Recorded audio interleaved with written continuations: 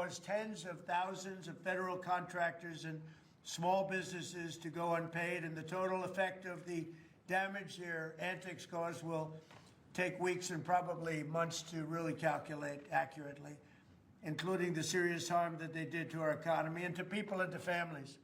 So I just want to tell the American people, you should not forget this. When we come up to midterms and other things, don't forget what they've done to our country.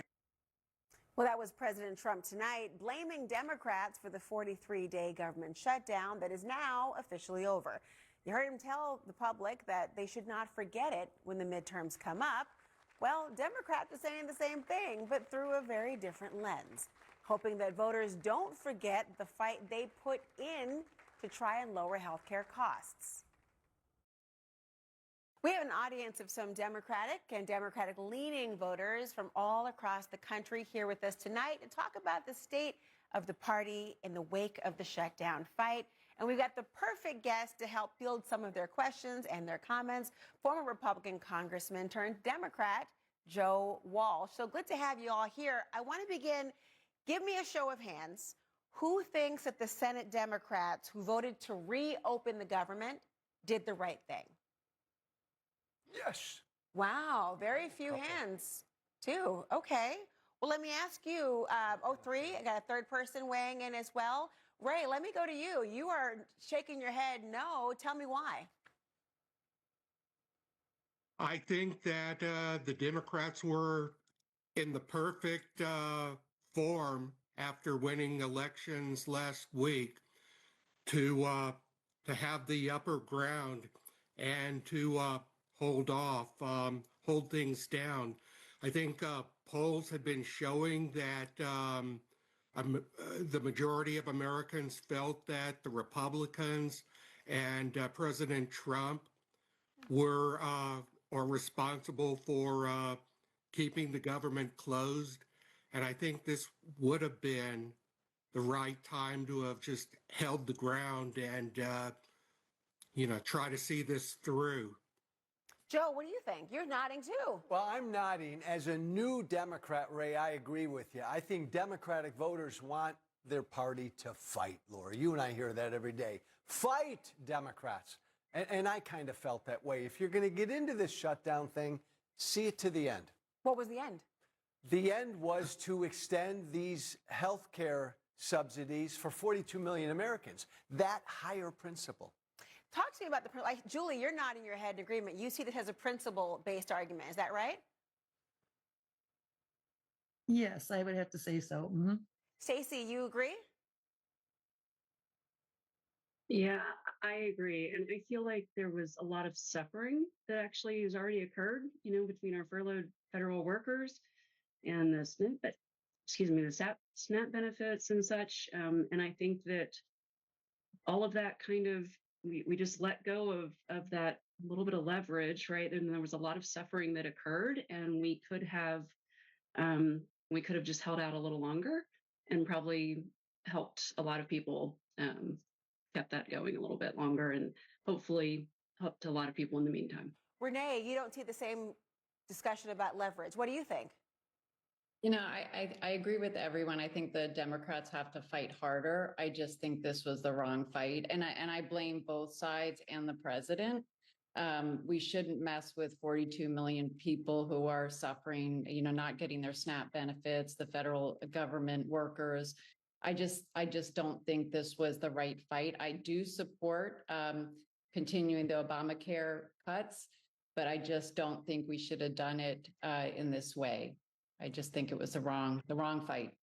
Jesse, when you look at this, what are your thoughts in terms of the fight being over?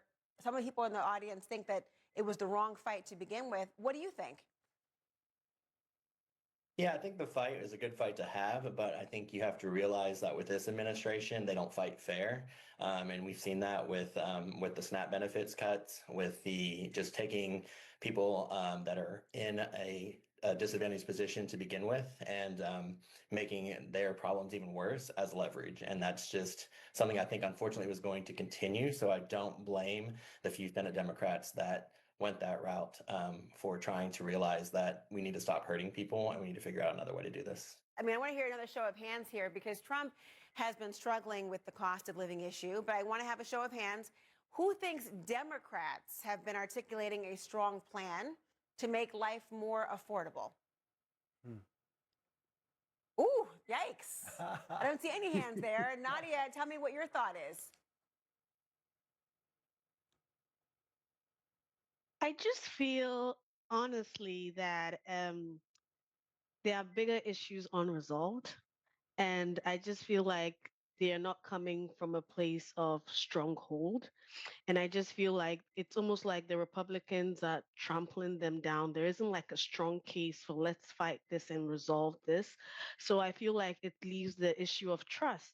You know, are we trusting our government leaders to make Mhm. good um, make good decisions, healthcare subsidies, the extension, like what is happening? So I feel like the issue of trust is very important. Not one hand raised about That's Democrats having a strong plan. that's stunning. But it goes to what do Democrats stand for? And Laura, I think Democratic voters have a hard time answering that. It's an important question. There's also been obviously an election recently. There's been a big debate, Joe, about how much the party should be paying attention to people like the mayor-elect Zoran Mamdani and the more progressive positions that he's had. Do you think he should be seen as one of the leaders of the party? Laura, he has to be. And I say that as a new Democrat who disagrees with Mamdani a lot.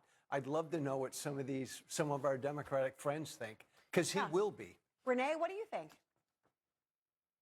Yeah, I have always been liberal on social issues, and I would say more moderate on fiscal. I have to admit, I worry about what he's going to do moving forward because I've seen some of the things. I live in the state of California, and I voted for things like helping the homeless, and then we went and spent $20 billion of taxpayer dollars on it, and just didn't have the impact.